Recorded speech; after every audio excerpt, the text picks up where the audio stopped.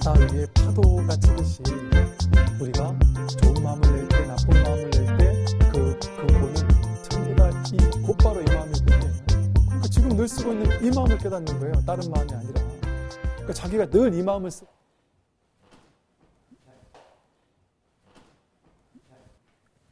네, 반갑습니다.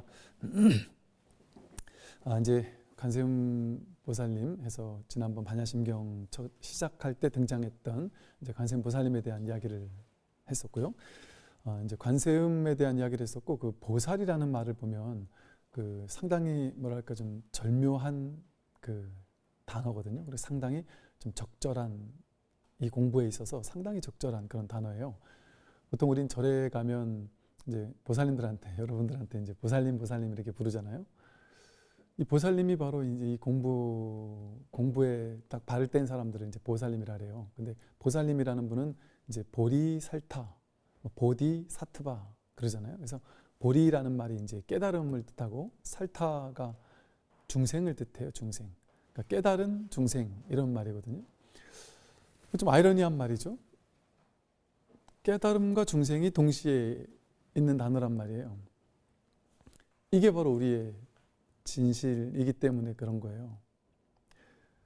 지금도 보살이고 깨닫고 나도 보살이란 말이죠. 그래서 이제 우리 이제 진울 스님의 어떤 도노 점수적인 설명으로 만약에 말씀을 드린다면, 도노하기 이전에 우리가 다 보살이에요. 왜? 공부를 하겠다, 이 공부를 하겠다라고 발심을 한 사람이고, 또 발심을 또 심지어는 하지 않았다 할지라도 본래 보살인 거예요. 본래 누구나 깨달아 있어요. 완전하게 깨달아 있다.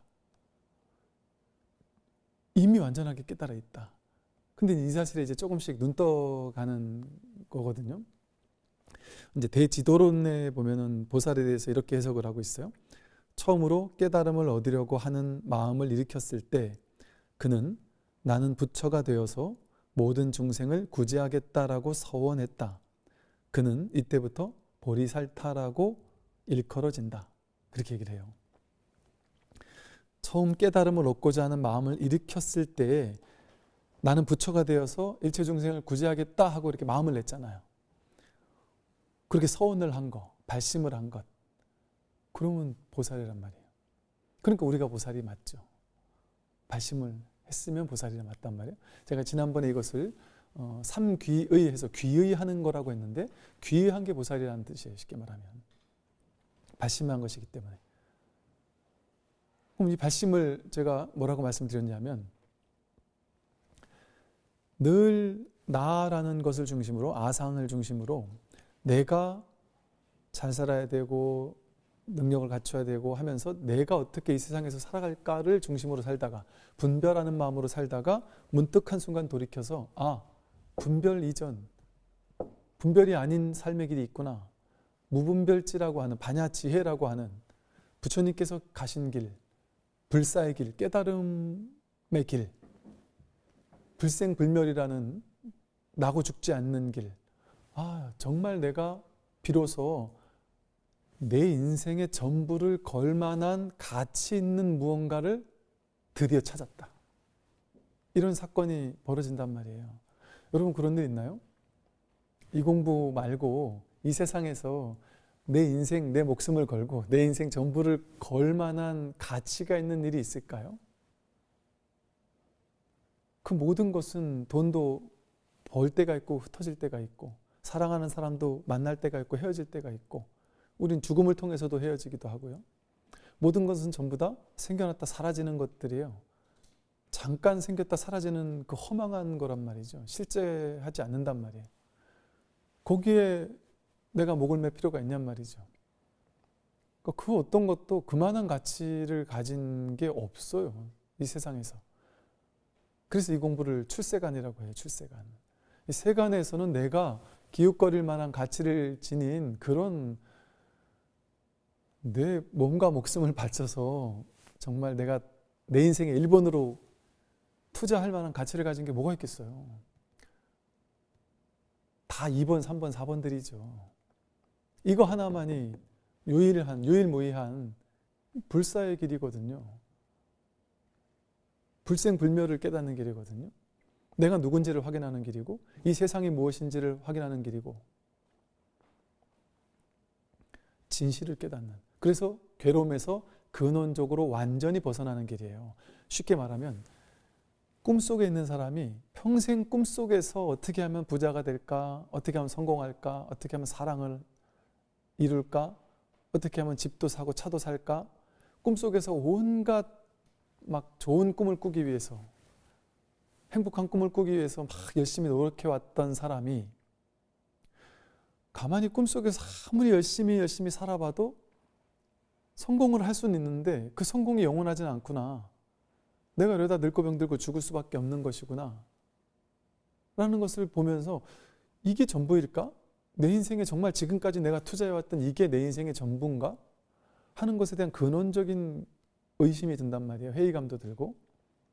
그러면서 문득 운이 좋으면 이 불법이라는 것을 만나서 아니 이럴 수가, 나는 지금까지 내가 꿈꾸고 있는 이 꿈의 세계가 전부라고 느꼈는데 이게 꿈에 불과하다고? 내가 꿈을 깰 수가 있다는 거야?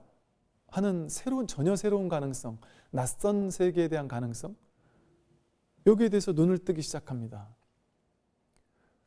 그렇다면 이게 꿈이라면 나는 꿈 깨는 것이 1번이지 꿈속에서 부자가 되고 성공하는 게 그렇게 중요하겠습니까? 아무리 꿈속에서 잘 나가봐야 꿈속이잖아요. 가장 중요한 건 꿈이라는 사실을 확실하게 깨닫고 꿈에서 깨어나는 거란 말이죠. 그래서 이 깨달음이라는 것은 꿈에서 깬 채 그 꿈을 살아가는 거예요.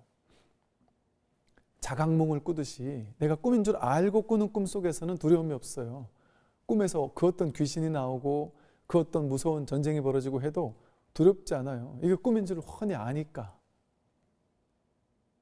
그것과도 같이 우리가 깨어나고 나면, 깨닫고 나면, 견성이라는 사건이 일어나고 나면 우리는 뭐를 꿈꾸냐 하면, 뭐를 욕망하느냐 하면 법상, 법에 대한 상, 깨달음에 대한 내가 가지고 있는 깨달음에 대한 모양을 쥐고 있기 때문에 깨닫고 나면 나는 완전히 건강해질 거야.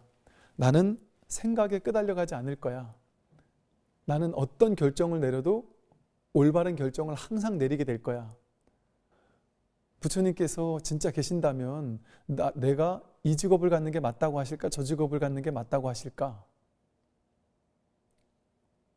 하다못해 리모델링 할 때 벽지 고를 때조차 부처님은 어떤 색깔을 좋다고 하실까? 왜? 부처님은 다 알 거라고 여기니까. 다 알아야만 그게 부처님이지라고 이렇게 생각을 한단 말이에요. 그러니까 중생적인 모습은 하나도 없을 것이다 라고 생각하기 쉽단 말이죠.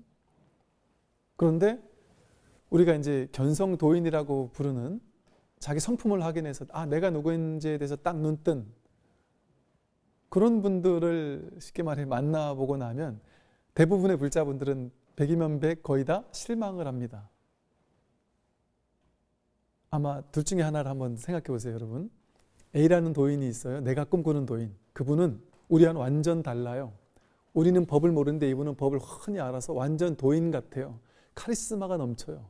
중생을 막 확 휘어잡고 이렇게 해라 저렇게 해라 결정도 내려줄 수 있고 앞일도 훤히 내다보고 뭔가 우리가 원하는 것을 모든 걸 다 갖추고 있어요. 그리고 중생적인 모습을 한 번도 안 보여요.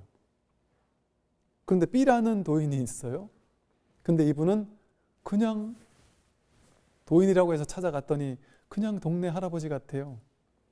어린 아이들을 만나면 아이와 천진한 어린 아이처럼 그 눈높이에서 같이 놀고 심지어 그러다가 뭐가 안 맞으면 뭐라고 화도 내고 우리와 똑같은 모습의 도인이 있다 한다면 여러분이 보기에는 어느 분을 도인이라고 여길까요? 저부터도 당연히 첫 번째를 도인이라고 여겼을 거예요. 두 번째 사람을 만나면 실망하고 떠나갔을 거예요. 모르겠습니다. 이제 지금은 저는 당연히 두 번째라고 생각이 들어요. 물론 이제 그 또한 생각이라 이럴 수도 있고 이럴 수도 있는 거예요. 어디에 딱 정해져 있지 않아요. 정해져 있지 않아요. A라는 도인도 있고 B라는 도인도 있을 거예요, 아마. 근데 A라는 도인이 있다면 스스로 자기가 특별하다는 생각이 없겠죠. 그냥 그게 본인의 성품이겠죠. 본래부터 가지고 있는 성격적인 경향이겠죠. 도인은 어떤 틀에도 가둘 수 없습니다. 어떤 모양이 없어요. 독특한 모양이 없어요. 어떤 모양이나 어떤 경향성 이런 것들로 정해져 있지 않아요. 그걸 우리가 가둘 수 없습니다. 그래서 그걸 가두려고 하면 우리는 이제 공부와 멀어져요. 왜냐하면 이 공부에서 제일 중요한 게 뭐냐 하면요.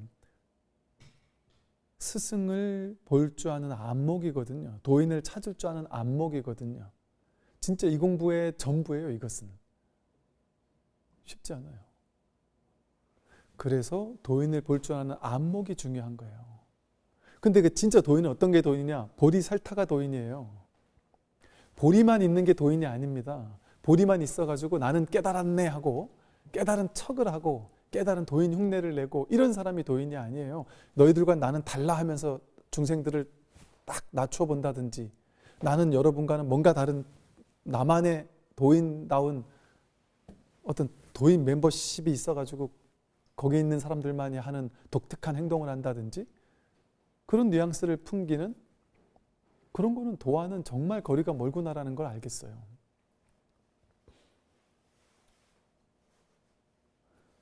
보리만 있지 않아요. 보리와 살타가 같이 있단 말이에요.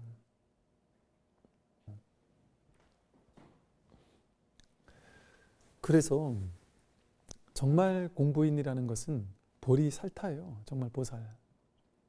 중생, 부처. 그래서 중생적인 한계 아닌 한계가 없을 수가 없어요. 그러니까 부처님께서 진정한 열반은 무여의 열반이다. 반열반이다. 부처님 열반하신 것을 돌아가신 것을 열반이라고 이름 부르거든요. 완전한 열반이라고 이름 불러요. 왜? 부처님이 살아계시는 동안은 육체가 있기 때문에 육신이 있기 때문에 육신이 있는 동안은 물론 그 육신이 있는 그것은 화신에 불과하지만 진정한 법신이 아니지만 이것은 부처님 일생을 보면 어때요? 우리가 깨달은 도인이라는 환상, 상을 가지고 있다면 부처님은 그런 환상에는 어긋나는 분이에요. 썩은 고기를 먹고 배탈이 나셨고요. 사람들이 부처님을 막 욕하고 뒤에 쫓아다니면서 침뱉고 욕하는 사람들도 막 쫓아다녔어요. 모양 빠지게. 부처님과 제자들이 탁발하러 탁 갔는데 뒤에 이게 깡패들이 누가 시켜가지고 막 욕하면서 막 돌 던지고 침뱉고 막 이런 쉽게 말해서 이런 사람들이 부처님을 쫓아다니기도 했단 말이에요. 부처님답지 않은 모습 아니에요? 또 제자들이 잘못하면 호통도 치고 계율을 또 제정하고 부처님 고향의 나라가 멸망하는 것도 지켜볼 수밖에 없었단 말이에요. 부처님 주변에는 항상 행복한 일만 있었느냐? 그렇지 않단 말이에요.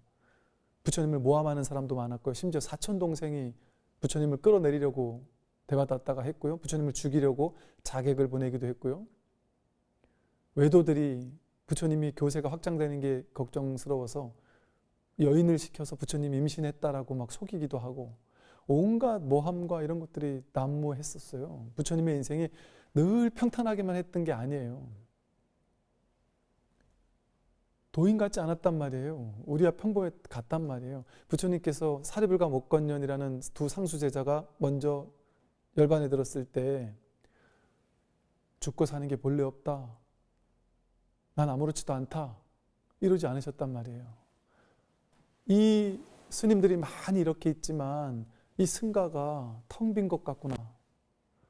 이 둘이 있을 때는 이 상가가 이렇게 텅 빈 것 같은 느낌이 들지는 않았었는데 그 둘이 먼저 열반에 들고 났더니 이곳이 이렇게 텅 빈 것 같이 휑하다. 이렇게 말씀을 하세요. 그러면서 동시에 또 이런 말까지 하세요. 사람들이 속을까 봐. 이렇게 텅 빈 것 같고 휑하구나. 그런데 또 참 신기한 것은 그렇게 휑하고 허한데 휑함도 없고 헝함도 없구나. 뭔가 그런 마음이 없지는 않으나 또 그런 마음이 있는 것도 아니란 말이에요. 즉 하되 함이 없이 하고 보되 봄이 없이 보고 이때 있음이 없이 있는 거예요. 완전히 편공, 완전히 없기만 하거나 있기만 하거나 이런 게 아니란 말이에요. 텅 비어서 공하지만 공한 가운데 다시 살아난단 말이에요. 현실로서. 치우친 공에 빠져 있지 않는단 말이에요. 무교공에 빠지지 않는단 말이에요.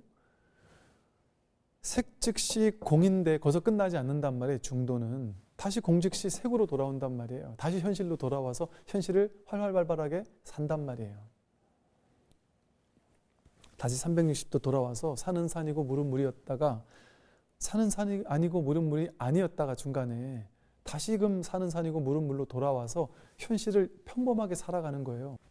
아주 평범하게 현실을 살아가는 거예요. 즉한 바대로 내가 만나는 사람을 힘든 사람이 있으면 거기서 구제해 주면서 도움을 줄 수 있는 최선의 도움을 주면서 그냥 눈앞에 있는 현실을 살아가는 거예요. 인연 따라. 그래서 우리 부처님의 생애에서 보듯이 정말 이 도인이라는, 왜냐하면 왜 이런 환상이 생기게 되느냐 하면 2500년이라는 세월이 이어오면서 사람들이, 중생들이 자기가 원하는 부처를 희망사항으로 자꾸 만들어 놓고 조작해서 만들어 놓은 거예요. 그래서 그런 도인을 찾아 나서는 거예요. 그런데 제 경험상 그런 막 척보면 아는 도인, 너는 전생이 뭐고 넌 앞으로 뭘 하거라, 뭔 절대 하면 안 된다, 잠을 잘 때는 어느 머리를 어디에다 놓고 자야 된다, 뭐 식으로 뭔가 훤히 아는 것처럼 그렇게 하는 도인을 만난다면 빨리 도망쳐야 돼요. 그게 진정한 공부의 길이 아니란 말이에요. 사람들은 그런 걸 원하겠지만, 그래서 진정한 보살의 길을 가야 됐는데 어떤 게 진정한 보살의 길이냐? 깨달음에 대해서 내가 괴로움을 없애고 살겠다, 부처님처럼 이렇게 사는 게 시한부 인생 아닌가, 늙고 병들고 죽는다라는 문제를 해결하지 못하고 잠깐 뒤로 미뤄둔 채 지금 잠깐 달콤한 거 누리고 살겠다는 거 아니겠어요? 마치 그 비유처럼 막 어디 도망가던 사람이 벼락에 딱 동아줄을 잡고 있는데 밑에는 막 독사가 우글거리고 위에서는 막 코끼리인지 뭐 사자인지 막 있고 쥐가 동아줄을 막 끊고 있단 말이에요. 근데 마침 이래서 절체절명의 위기죠. 곧 죽을 거 아니에요? 그런데 꿀이 떨어지는데 그게 맛있어서 그 꿀 받아 먹으면서 기뻐하면서 꿀 받아 먹고 있는 사람하고 똑같은 거예요. 우리는 곧 늙고 병들고 죽는다라는 괴로움이 반드시 머지않아 올 거잖아요.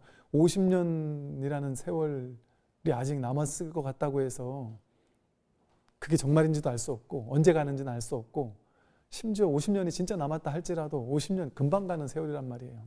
천상세계로 따지면 1시간밖에 안 될 수도 있어요.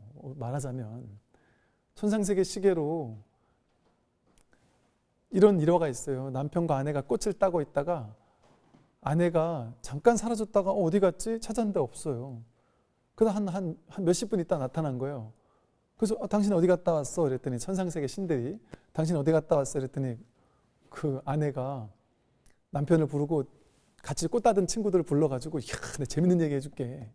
내가 조금 전에 어디 갔다 왔는지 아니? 한 10분밖에 안 지난 것 같은데 내가 방금 전에 인간계에 태어나서 살다가 한평생을 살다가 부처님께 공양도 올리고 그러다가 인간계에서 남편도 만나서 결혼도 하고 자식도 낳고 살다가 죽어서 지금 이 자리에 왔어. 이랬단 말이에요. 천상세계 시계로 보면 우리가 100년 사는 게 잠깐이에요. 잠깐. 이걸 긴 줄 알고 이 행복이 영원한 줄 알고 내가 천년만년 건강할 줄 알고 죽지 않을 줄 알고 내가 가지고 있는 이 돈이 영원할 줄 알고 그 달콤함을, 그 즐거움에 빠져 산다는 거는 진정한 자기에 대한, 이건 유기 아니에요. 우리의 직업이 이 생에 가지고 있는 잠깐 가지는 직업 있잖아요. 회사원, 무슨 사업자, 사장, 뭐 주부, 뭐 다양한 직업. 그 직업은 잠깐 가지는 아르바이트 같은 거예요. 우리의 근원적인 직업은 뭐랄까, 근원적인 자기의 업은 수행자예요. 수행자. 이게 우리의 본질적인 직업인 거예요. 이걸 외면하면 잠깐 덮어두는 것밖에 안 돼요. 잠깐 덮어둔다고 문제가 해결되겠습니까? 나중에 어떻게든 되겠지 하고. 대부분 어때요? 회사 경영을 하든, 우리 저 무슨 모 그룹에서 아파트를 짓다가 그 유명한, 너도 나도 살고 싶어하는 그 유명한 메이커의 아파트를 짓다가 에이, 이 정도는 괜찮겠지 했지 않았겠어요? 누군가가? 아, 이 정도는 괜찮겠지. 그리고 그냥 덮어놓고 넘어갔단 말이에요. 그게 이렇게 큰 일로 벌어질지 어찌 알았겠어요? 그때는 모른단 말이에요. 괜찮을 것 같단 말이에요. 우리 인생으로 돌아와서 어때요? 에이, 내가 설마 죽겠어? 내가 설마 늙겠어? 나에게 병이 오겠어? 난 아직 건강하고 젊은데? 내가 이 돈을 잃겠어? 내가 사랑하는 사람과 헤어지겠어? 잠깐 덮어둔단 말이에요. 안 올 것처럼. 알 수 없단 말이죠. 그걸 빨리 깨달아서 내가 이 죽지 않는 길, 불생불멸이라는 이 법의 길, 삶의 뭐랄까 대전환되는 길, 꿈에서 정말 깨고 살아야 되겠다라는 이 마음으로 딱 마음을 돌리는 것, 분별하는 마음으로 살다가 무분별지 반야지혜로 살겠다 하는 다짐, 생사의 길을 가다가 불생불멸하는 길로 가겠다 하는 이 전환점이 우리 모두의 인생에서 있어야 돼요. 이게 우리 인생의 가장 값지고 귀한 일이에요. 이 전환점을 가지는 것, 이것은 불자들에게만 해당되는 일이 아니에요. 모든 사람이 누구나가 이 가장 근본적인 이 전환, 발심으로의 전환, 내가 중생으로 사트바로만 살다가 보리살타로 살겠다, 보살의 길을 살겠다, 부처의 길을 발심해서 내가 살겠다라고 하는 이 전환점, 발심의 견고한 발심, 이게 한번 깊어져야 돼요. 그러지 않은 사람은 진정한 삶을 사는 게 아니에요. 현실적으로 아무리 훌륭한 삶을 살아도 근원적으로 그것은 근원적으로 봤을 때 완전한 삶이 아니에요. 현실에서 아무리 고귀하고 거룩한 삶을 살아도 베풀고 나누고 사회복지사의 길을 가더라도 그게 나쁜 길은 아니나 현상 세계에서 봤을 때는 나쁜 일보단 좋은 일하는 게 더 좋죠. 근데 그건 인과응보의 길밖에 안 돼요. 좋은 일 하면 좋은 결과가 일어난다, 그거예요. 그런데 이 공부는 좋고 나쁜 일을 넘어서는 공부거든요. 좋고 나쁜 것을 통해서 좋은 일이 반복되고 싫은 일이 반복되는 그 꿈속에서 좋은 일이 반복되고 싫은 일이 반복되는 이 꿈을 계속 살겠다가 아니라 이 꿈에서 벗어나겠다 하는 근원적인 발심, 이거를 해야 되지 않을까요? 우리가 이거 안 하면 이거 말이 되는 소리예요? 우리가 이 길을 안 걷겠다라고 하는 건 말이 안 되는 소리예요. 내 인생에서 이거보다 중요한 일이 있습니까? 왜? 이건 내 문제니까. 이게 부처님 문제예요? 이게 제가 지금 여러분에게 불교 믿으라는 소리예요? 이것과는 상관없는 일이에요. 자기가 자기 문제, 늙고 병들고 죽는다는 반드시 자기 눈앞에 올 수밖에 없는, 어쩌면 와 있는 이 늙고 병들고 죽는다라는 이 문제에 더 이상 외면하지 않겠다, 회피하지 않겠다, 도망치지 않겠다, 이제 내가 이 길을 가겠다 하고 마음을 내기만 하면 된단 말이죠. 발심하기만 하면.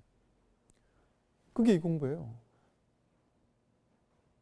놀라운 점은요, 마음을 내기 시작해서 내가 깨달음의 길을 걷겠다라고 마음을 내기 시작하면 이미 그 사람이 보살이기 때문에 초발심시 변정각이라고 하듯이, 법성계에서 초발심시 변정각이라고 했듯이 첫 발심한 마음이 곧 정각이에요. 정각의 마음이에요. 화엄경에서는 처음 발심할 때 곧 정각을 얻을 것이며 일체의 법이 곧 마음의 성품임을 알 것이다 라고 했어요. 발심이 왜 정각인지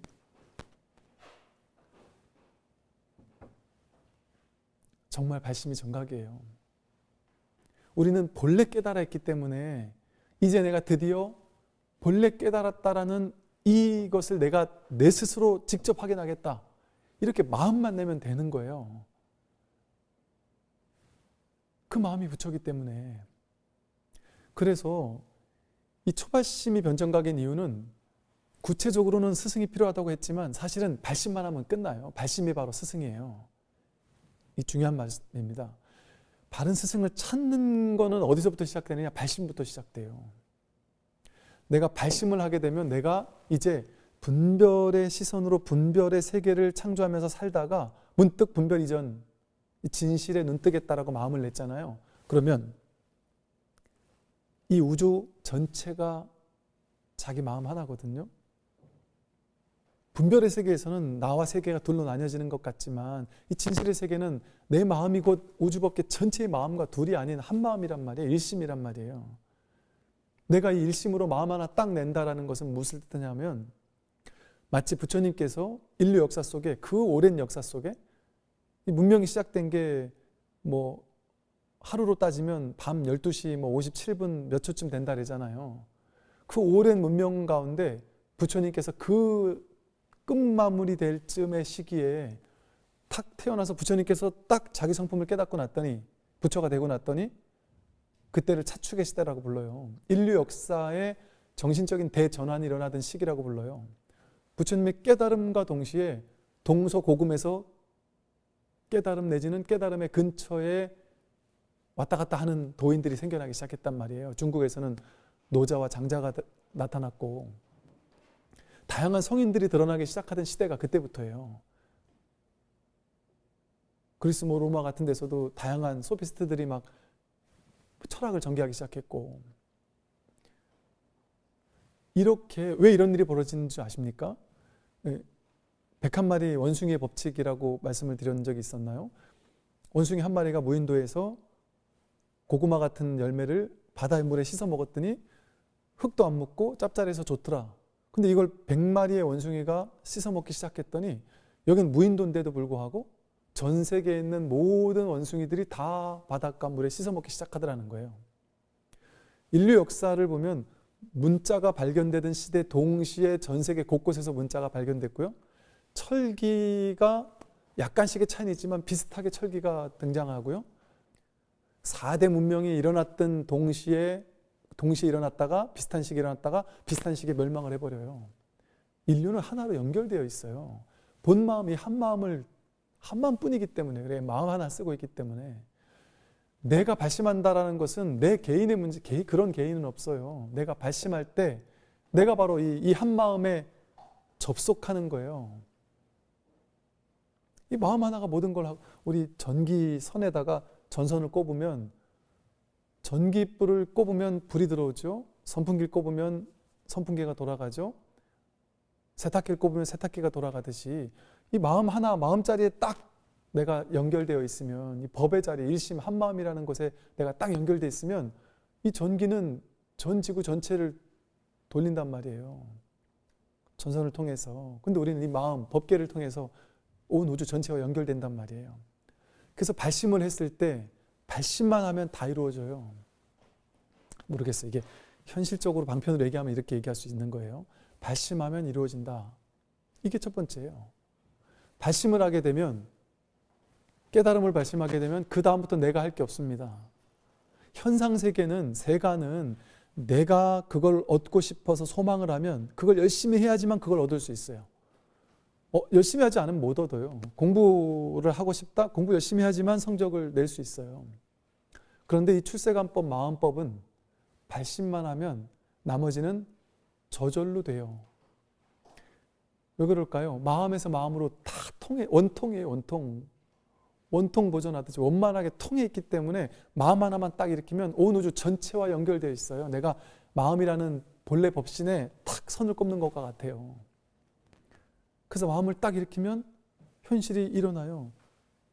내가 정말 깨닫고 싶었는데 나도 모르게 어느 날 유튜브를 검색하다가 깨달은 스승을 내가 만나게 되고 여기저기 도반을 만났는데 옛날에는 전혀 이런 친구가 이 공부에 관심이 있다고 생각도 못했는데 나중에 어느 날 문득 알게 된 사람이 이 공부를 하는 사람이거나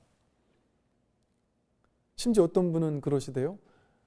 이 법문을 듣다가 산에 올라갔다가 이렇게 내려오는데 저희는 이제 공부할 때 제일 많이 하는 방편 중에 하나가 법문 듣는 거고 될 수 있으면 집에 혼자 이렇게 앉아 듣는 것도 좋지만 산이든 산길을 고요한 길을 걸으면서 법문을 듣는 것이 좋다고 얘기를 많이 해요.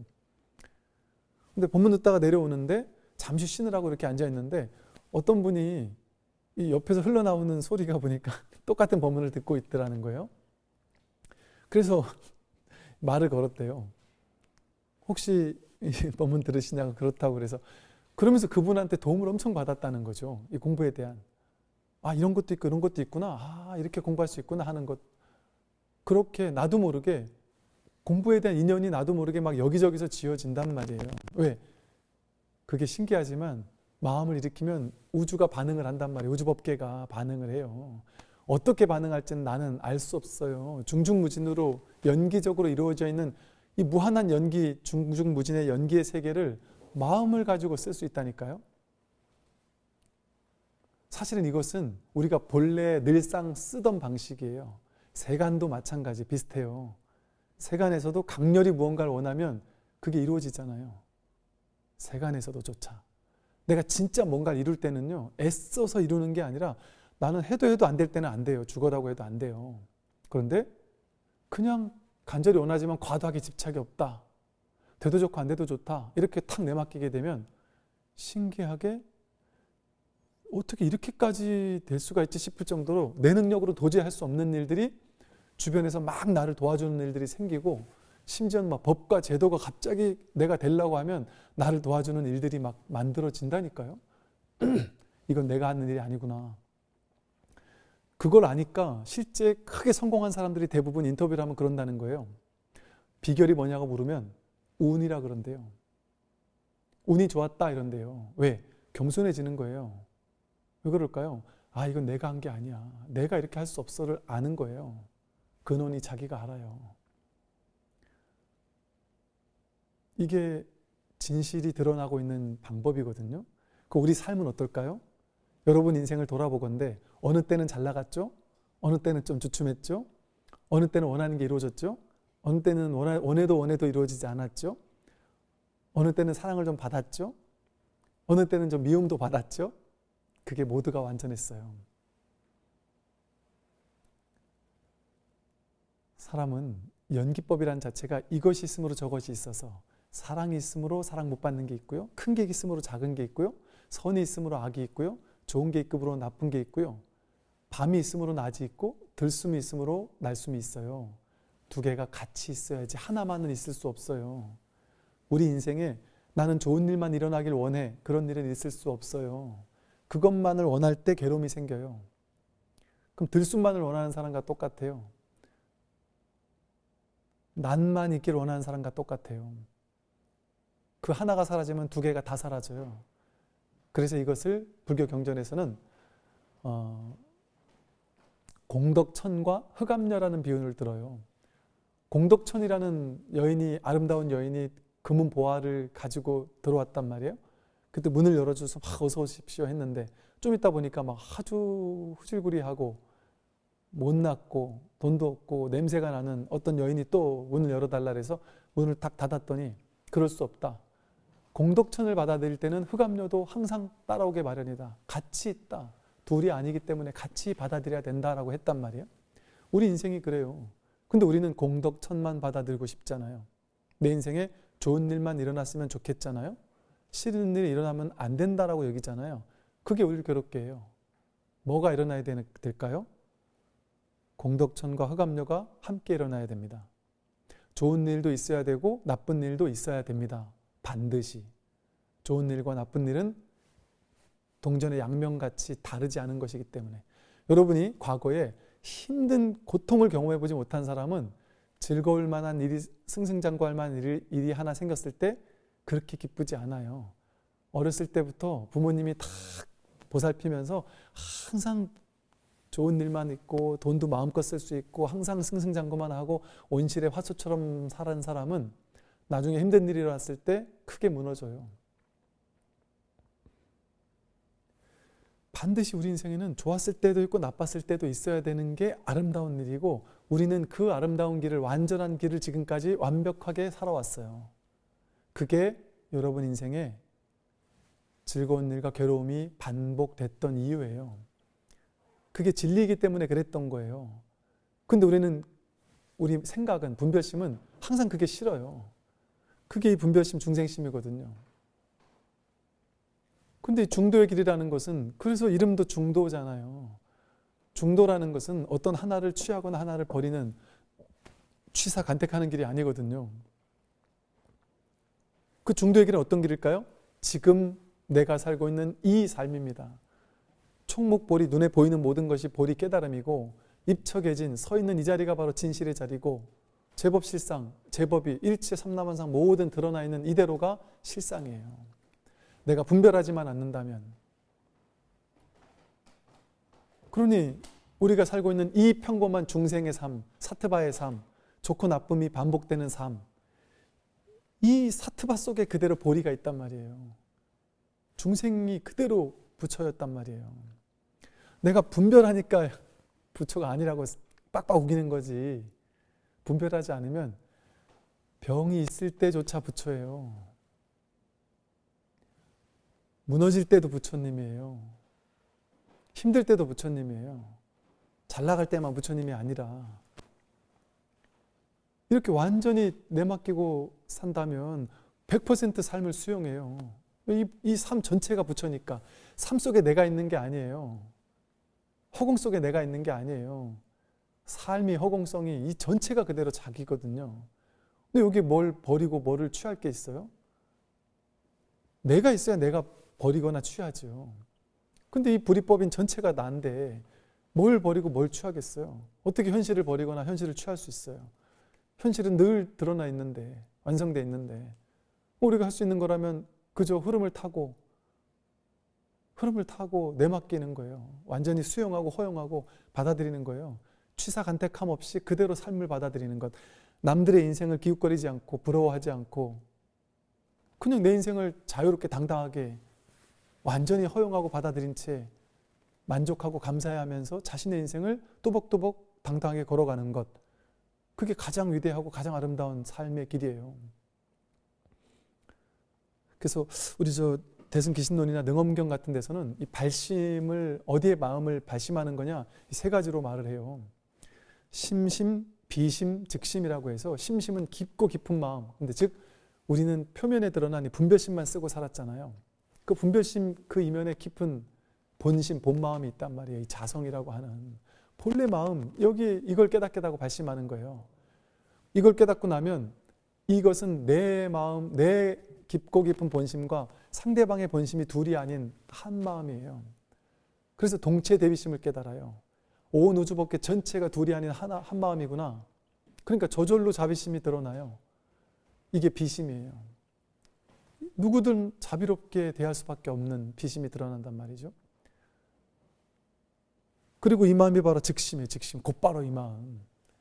분별로 왜곡된 마음이 아니라 지금 쓰고 있는 이 마음이 바로 부처 마음을 쓰고 있어요. 여러분이 착한 마음 일으킨 것만 부처 마음이 아니라 나쁜 마음 일으킨 것도 부처 마음을 쓰고 있는 거예요. 부처 마음을 써서 좋은 것도 분별하고 나쁜 것도 분별한단 말이에요. 바다 위에 파도가 치듯이 좋은 파도, 나쁜 파도, 큰 파도, 작은 파도가 전부 다 바다 위에 파도이듯이 파도가 곧 바다이듯이 우리가 좋은 마음을 낼 때, 나쁜 마음을 낼 때 그 근본은 전부 다 곧바로 이 마음일 뿐이에요. 그러니까 지금 늘 쓰고 있는 이 마음을 깨닫는 거예요. 다른 마음이 아니라. 그러니까 자기가 늘 이 마음을 쓰고 있단 말이에요. 근데 분별에 가려서 보지 못할 뿐이지. 늘 곧장 쓰고 있던 이 마음을 깨닫는 길이기 때문에 가장 친밀하고도 가장 가까운 길이에요. 자기가 자기를 깨닫는 거니까 이것처럼 쉬운 일이 어디 있겠어요. 세수하다가 코 만지는 것보다 더 쉬운 일이다라고 했던 게 바로 여기에서 있는 일이다. 그래서 이렇게 발심을 하고 나면 이제 그 다음에 내가 그 다음에 구체적인 방법은 뭐죠, 스님? 구체적으로 어떻게 공부해야 되죠? 그거는 신경 쓸 필요가 없다. 진정으로 발심했다면 그 발심이 무르익고 그 발심의 씨앗이 무르익게 되면 시절 인연이 딱 무르익게 되면 저절로 스승도 나오고 많은 분들이 그래요. 저는 이 공부 같이 하는 도반이 있었으면 좋겠어요. 우리 동네에는 이 공부하는 사람이 없어요. 심지어 미국, 유럽 다양한 나라에 있는 분들은 이 동네에는 이 공부하는 사람이 없어요. 그 동네가 어딘데요? 샌프란시스코인데요. 없다는 거죠. 인터넷으로 나만 공부하니까. 근데 그런 도반이 있었으면 너무 좋겠어요. 억지로 한다고 안 됩니다. 그럼 친구한테 야, 이 공부 좀 해봐라. 아무리 해도 안 돼요. 때가 안 되면 그 친구가 이 공부를 안 들어요. 들어도 난 잘 모르겠던데 이런다니까요. 그냥 발심할 뿐이에요. 발심하면 저절로 이 법계에서 도반도 가져다 주고 스승도 눈에 띄게 해주고 가르침도 눈에 띄게 해주고 이 법문들이 드디어 내 가슴을 파도치고 들어오도록 만들어 준단 말이에요. 그래서 발심, 보리심, 발보리심, 화엄경에서 말한 발보리심이 이것이고 금강경에서 말한 발안역따라 삼맥삼보리가 바로 이거예요. 그러니까 이 세상에는 두 가지 사람이 있는 거예요. 발심한 사람과 그렇지 못한 사람. 사트바와 보디사트바가 있단 말이에요. 그냥 중생과 보리살타, 보살이 있단 말이에요. 그래서 첫 번째 길은 보살이 되는 거예요. 보살이. 보살이 되어야만 이 공부를 시작할 수 있어요. 그래서 이 보살이 되어서 발심을 하는 것으로서 이 공부를 시작하면 좋겠습니다. 오늘 여기까지 말씀드리겠습니다. 수고하십시오.